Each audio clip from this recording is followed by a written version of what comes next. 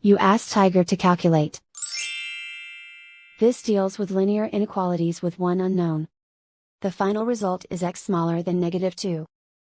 Let's solve it step by step. Group all constants on the right side of the inequality. Add 5 to both sides.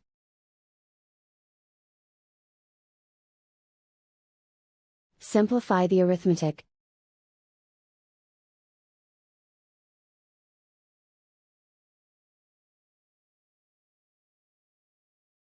Isolate the x. Divide both sides by 2.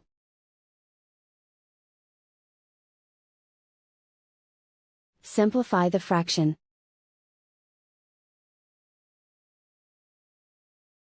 Find the greatest common factor of the numerator and denominator.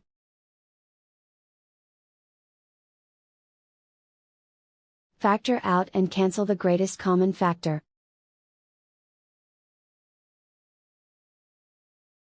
Plot the solution on a coordinate grid. And so the final result is x smaller than -2.